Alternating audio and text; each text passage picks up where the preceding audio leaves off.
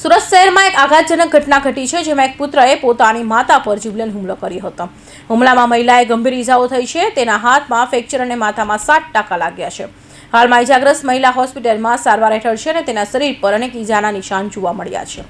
પ્રાથમિક માહિતી મુજબ સુરત શહેરમાં એક આઘાતજનક ઘટના ઘટી છે, જેમાં એક પુત્રએ પોતાની માતા પર જીવલેણ હુમલો કર્યો હતો.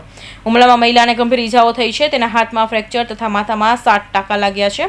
હાલમાં ઈજાગ્રસ્ત મહિલા હોસ્પિટલમાં સારવાર હેઠળ છે અને તેના શરીર પર અનેક ઈજાના નિશાન જોવા મળ્યા છે. જમીન વેચાણના મામલે થયેલા તણાવમાં પરિણામે આ હુમલો કરવામાં આવ્યો હોવાનું અનુમાન છે. ઘટનાના બાદ ઉત્તરાયણ પોલીસે બંને યુવાનોની ધરપકડ કરી હતી, પરંતુ હલકી કલમો હેઠળ તેમને તાત્કાલિક જામીન આપવામાં આવ્યા હતા. આ મામલે પોલીસે પુત્ર અને તેના જેઠના પુત્રને જામીન આપી દીધા છે, જેનાથી પરિવાર અને સામાજિક વર્ગમાં તણાવ વધ્યો છે. પોલીસ સ્ટેશનમાં કેસ નોંધ્યા પછી પણ મહિલાની હાલત અંગે ચિંતાઓ વ્યક્ત કરવામાં આવી રહી છે. મહિલાની મદદ માટે એક NGO આગળ આવી છે.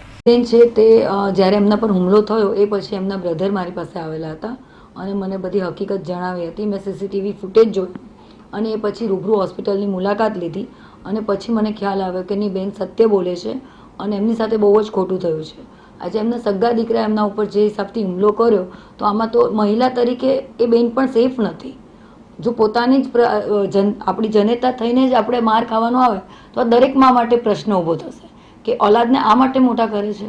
તો મને પોતાને એવું થયું કે આટલું બધું મારી લીધું, આટલું બધું માર્યું અને પોલીસે આટલી હલકી કલમ લગાવીને એને ત્યાં ને ત્યાં જામીન આપી દીધા. તો એ માટે હું વિરોધ કરું છું કે આ વસ્તુ શક્ય નથી. ઉત્તરાયણ પોલીસ સ્ટેશને હું ગઈ હતી તો ઉત્તરાયણ પોલીસે મને એ જ વાત કરી કે બેન એમના જામીન તો થઈ ગયા છે, એટલે હવે અમે કશું કરી શકશું નહીં. બટ આનું મુખ્ય કારણ એ હતું કે એમની કંઈ પ્રોપર્ટીના અંદર ઝઘડા ચાલી રહ્યા છે, જેના હિસાબે આ વસ્તુ બનેલી છે.